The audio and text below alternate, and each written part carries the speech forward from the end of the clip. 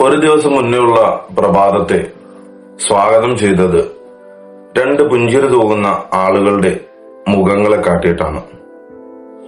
ഒന്ന് ബഹുവന്യ നേതൃത്വം ഖമറുൽ ഉലമ കാന്തപുരം ഉസ്താദ്, മറ്റൊരാൾ ഇന്ത്യയുടെ പ്രധാനമന്ത്രി ശ്രീ നരേന്ദ്രമോദിയും.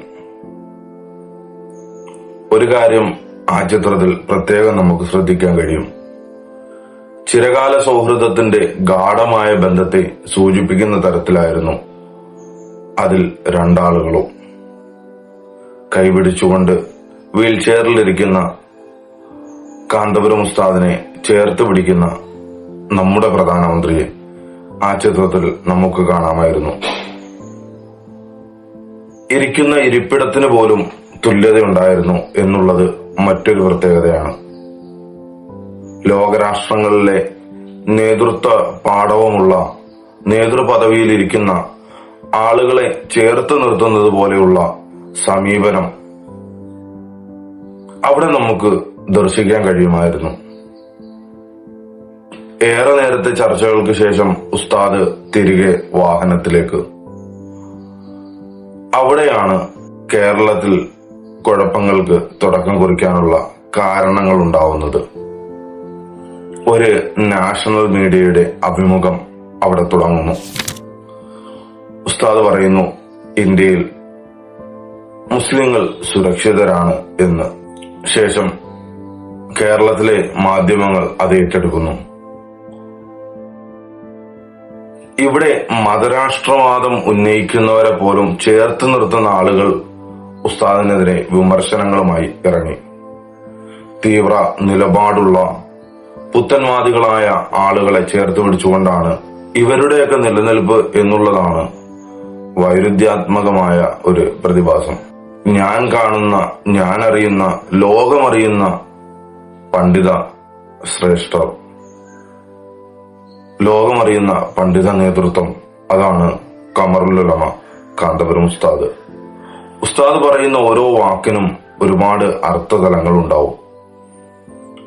ഒരു പ്രഭാഷണ വേദിയിൽ പോലും സംസാരിക്കുന്നതിന്റെ മികവ് നമുക്കെല്ലാം ദർശിക്കാൻ കഴിയും.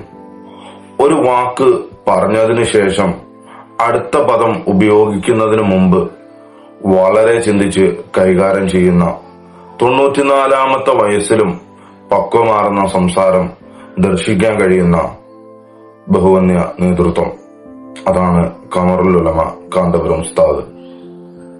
ലക്ഷോപലക്ഷം വരുന്ന അഗതികളും അനാഥരുമായ കുഞ്ഞുങ്ങൾക്ക് ആശ്രയമായിട്ട് ഇങ്ങ് കേരളം മുതൽ അങ്ങ് കാശ്മീർ വരെ ഉത്തരേന്ത്യൻ സംസ്ഥാനങ്ങളിലെല്ലാം ഉസ്താദ് ചേർത്ത് പിടിക്കുന്ന നന്മയുള്ള കരങ്ങൾ. ഇനി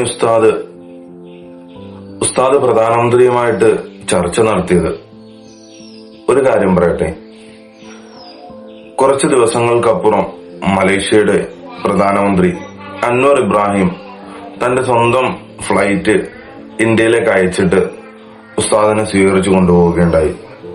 ലോക നേതാക്കൾക്കിടയിലും ഇന്ത്യൻ പ്രധാനമന്ത്രിമാർക്കിടയിലും ഉസ്താദിനുള്ള സമീപനം അങ്ങനെ തന്നെയാണ്.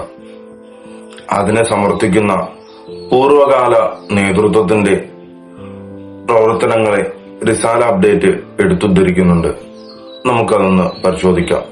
അതത് കാലത്തെ ഭരണകൂടങ്ങളോട് സഹകരിച്ചു മുന്നോട്ടു പോവുക എന്നതാണ് എക്കാലത്തും പാരമ്പര്യ മുസ്ലിം പണ്ഡിതന്മാർ സ്വീകരിച്ച നിലപാട്. അധികാരികളെ പിന്തുണയ്ക്കേണ്ട സന്ദർഭങ്ങളിൽ പിന്തുണച്ചും വിമർശിക്കേണ്ടിടത്ത് ഗുണകാംക്ഷയോടെ വിമർശിച്ചും പ്രസ്തുത ദൗത്യം ഉലമാക്കൾ ഭംഗിയായി നിർവഹിച്ചിട്ടുണ്ട്.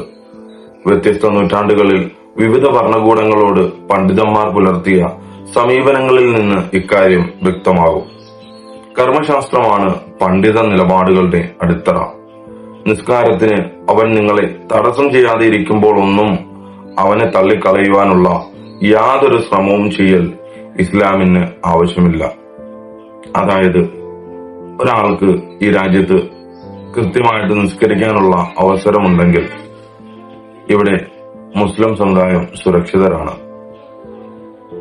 അതിനെ മുൻനിർത്തിയാണ് ഉസ്താദിന്റെ വാക്കുകൾ. ഇനി അതിനപ്പുറം കുറച്ച് നയതന്ത്രപരമായിട്ടുള്ള ഉദാഹരണങ്ങളും നമുക്ക് കാണാം. വരക്കൽ തങ്ങളും തട്ടാങ്ങര കുട്ടിയാമ മുസ്ലിയാരും പാങ്ങൽ ഉസ്താദും അല്ലാമ ശാലിയാത്തിയും കുത്തുബിയോരുമെല്ലാം നമുക്ക് കാണിച്ചു തന്ന മാതൃകയാണ് നാം പിന്തുടരേണ്ടത്. അകാരണമായി അവർ ഒരിക്കലും സർക്കാരുകളെ എതിർത്തിട്ടില്ല. എന്നാൽ ഉന്നയിക്കാനുള്ള വിഷയങ്ങൾ പറയാതിരുന്നിട്ടുമില്ല. അവർ അധികാരികളോട് സഹകരിച്ചിരുന്നോ എന്ന അന്വേഷണത്തിന് അതെ എന്നാണ് ഉത്തരം. അക്കാലത്ത് ദുരിതങ്ങൾ ഉണ്ടായിരുന്നില്ലേ എന്ന ചോദ്യത്തിന് ഇപ്പോഴത്തതിനേക്കാൾ 10 മടങ്ങ് എന്നതുമാണ് മറുപടി. ഇവിടെ നിന്ന് തന്നെ നമുക്ക് മനസ്സിലാക്കാം, ഒരു കാലത്തും മുസ്ലിം പ്രീണനം എന്ന് പറയുന്നത് ഇല്ലായ്മ ചെയ്യപ്പെടാവുന്ന ഒരു വസ്തുതയല്ല. അത് നിലനിൽക്കെ തന്നെ നേതൃത്വവുമായിട്ടുള്ള സഹകരണം ആവശ്യമാണ്. അതിനായിട്ട് പണ്ഡിത നേതൃത്വം എല്ലായ്പ്പോഴും ഇവിടുത്തെ ഭരണാധിപന്മാരെ കണ്ടിട്ടുമുണ്ട്.